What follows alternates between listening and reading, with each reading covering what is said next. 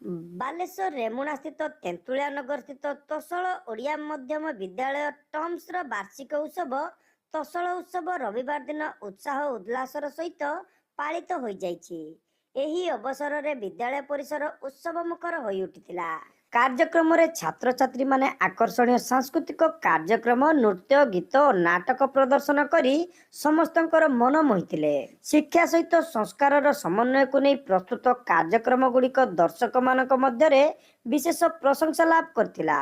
ଏହି ଉତ୍ସବରେ ମୁଖ୍ୟ ଅତିଥି ଭାବେ ଡିଏସ୍ପି ନିର୍ମଳା ଗଚ୍ଛାୟତ, ମୁଖ୍ୟ ବକ୍ତା ଭାବେ କବି ପ୍ରଶାନ୍ତ ଦାସ, ସମ୍ମାନିତ ଅତିଥି ଭାବେ ଚାର୍ଟାର୍ଡ ଆକାଉଣ୍ଟାଣ୍ଟ ଅରୁଣ କୁମାର ଦାସ, ଅଧ୍ୟାପକ ସୁଭାଷ ଦାସ, ଗୁରୁ ଗୌରବ ଡକ୍ଟର ରବୀନ୍ଦ୍ର ବିଶ୍ୱାଳ, ଶିକ୍ଷକ ପ୍ରତିନିଧି ହରେକୃଷ୍ଣ ପାତ୍ର ଯୋଗଦେଇ ବକ୍ତବ୍ୟ ପ୍ରଦାନ କରିଥିଲେ। ଆତ୍ମୀୟତା ହିଁ ଶିକ୍ଷା, ଆକର୍ଷଣ ହିଁ ଜ୍ଞାନ। ମଞ୍ଚାସୀନ ସମସ୍ତ ଅତିଥି ସମସ୍ତଙ୍କୁ ସମ୍ମାନ ଜଣାଉଛି। ମଞ୍ଚ ତଳେ ଆପଣମାନଙ୍କୁ ସମ୍ମାନ ଜଣାଉଛି, ଭଲ ପାଉଛି। ମୁଁ ଟିକେ 30 ବର୍ଷ ଧରିକି ଶିକ୍ଷା ଅନୁଷ୍ଠାନ ମାନଙ୍କ ସହିତ ଜଡ଼ିତ। ନର୍ସରୀ ଟୁ ୟୁନିଭର୍ସିଟି ଯିବାକୁ ପଡ଼େ। ଗୋଟିଏ ବର୍ଷରେ ଆମେ 2 ଲକ୍ଷରୁ 3 ଲକ୍ଷ ପିଲାଙ୍କ ସମ୍ପର୍କରେ ଆସୁ। ତେଣୁ ଆମର କିଛି ଉପଲବ୍ଧି ଅଛି ଶିକ୍ଷାକୁ ନେଇକି, ଜ୍ଞାନକୁ ନେଇ।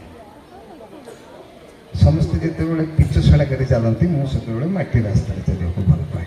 ତୁମ ହୃଦୟର ଅଥଳ ସାଗରେ ରହିଛି ମାଣିକ ଯେତେ, ତୁମ ହୃଦୟର ଅଥଳ ସାଗରେ ରହିଛି ମାଣିକ ଯେତେ, ଚପଳ ଲହରୀ ଜାଣିବ କିପରି ସାଗର ଗଭୀର କେତେ। ଭାଇ ସାଗର ଗଭୀର କେତେ। ଏବେ ଯିବି ଆଉ ଗୋଟିଏ ପର୍ବକୁ। ଏ ଅନୁଷ୍ଠାନ ପାଇଁ ଶିକ୍ଷକ ଶିକ୍ଷିକା ମାନଙ୍କର ଦାନ ଏବଂ ଅଭିଭାବକ ମାନଙ୍କର ଏବଂ ପରିଚାଳନା କମିଟି ମାନଙ୍କର ଦାନ କହିଲେ ନ ସରେ, ଯାହାକୁ ବିବରଣୀ ପାଠରେ ମ୍ୟାଡାମ କହିଗଲେ। ଦୀପ ତ ଜାଣେ ନା ଜଳିବାର ଦୁଃଖ, ଦୀପ ତ ଜାଣେ ନା ଜଳିବାର ଦୁଃଖ, ଦେଇ ଜାଣେ ଖାଲି ଆଲୋକ। ଫୁଲ ତ ଜାଣେ ନା, ଫୁଲ ତ ଜାଣେ ନା କେତେ ତା ଆୟୁଷ, ଦିଏ ଆଉ ମଧୁ ମହକ, ଦିଏ ଆଉ ମଧୁ ମହକ।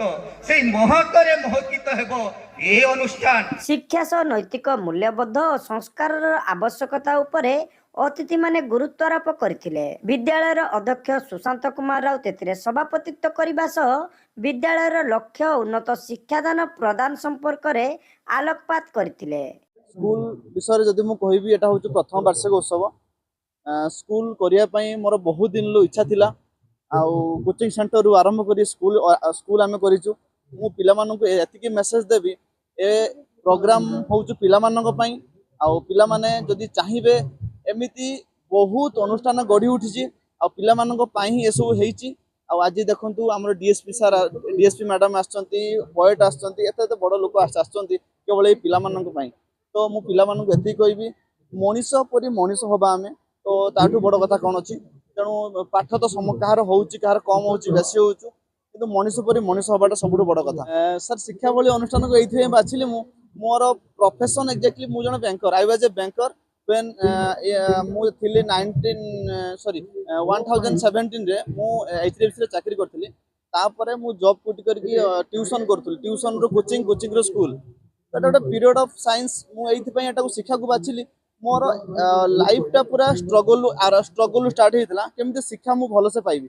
ସେଥିପାଇଁ ଇଚ୍ଛା ହେଲା ମୁଁ କେମିତି ପିଲାମାନଙ୍କୁ ଉଚିତ ଶିକ୍ଷା ଦେବି। ଆଉ ସବୁଠୁ ବଡ଼ କଥା ହେଲା, ପିଲାମାନଙ୍କୁ ଆଣିକି ମେନ୍ ଷ୍ଟ୍ରିମ୍ରେ ଓଡ଼ିଆ ମିଡ଼ିୟମ୍ ପିଲାମାନେ ଦେଖନ୍ତୁ ଆଜିକା ଡେଟ୍ରେ मेन स्ट्रीम को आसी पारना। आप नीट जेई मेन जी एग्जाम हो सब एग्जाम ओडिया मीडियम पिला स्कोरटा कम रोच कहीं आमर एनसीईआरटी से फॉलो करना।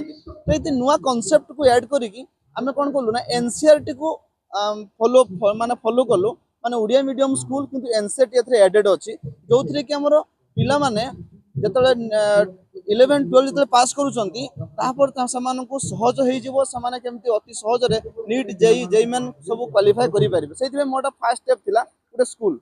ଏହି ଅବସରରେ ବିଭିନ୍ନ ପରୀକ୍ଷା ଓ କ୍ରୀଡ଼ାରେ ସଫଳତା ହାସଲ କରିଥିବା ଛାତ୍ରଛାତ୍ରୀଙ୍କୁ ପୁରସ୍କୃତ କରାଯାଇଥିଲା।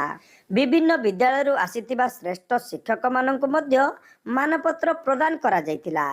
କାର୍ଯ୍ୟକ୍ରମ ଶେଷରେ ଅତିଥି ଅଭିଭାବକ ଓ ଶିକ୍ଷକମାନଙ୍କ ସହଯୋଗ ପାଇଁ ବିଦ୍ୟାଳୟ ପକ୍ଷରୁ ସମସ୍ତଙ୍କୁ ଧନ୍ୟବାଦ ପ୍ରଦାନ କରାଯାଇଥିଲା। ପ୍ରିନ୍ସିପାଲ ଶୁଭଶ୍ରୀ ନମିତା ଦାସ, ଶିକ୍ଷୟିତ୍ରୀ ସୌରିବାଳା ଦାସ, ସତ୍ୟରଞ୍ଜନ ଦାସ, ସତ୍ୟରଞ୍ଜନ ସାହୁ, ଶୁଭସ୍ମିତା ତ୍ରିପାଠୀ, ହରେକୃଷ୍ଣ ପାତ୍ର, କୁନିମଣି ସେଠୀ, ସନ୍ଦୀପ ସାର୍ ପ୍ରମୁଖ ଯୋଗଦେଇ କାର୍ଯ୍ୟକ୍ରମ ପରିଚାଳନାରେ ସକ୍ରିୟ ସହଯୋଗ କରିଥିଲେ।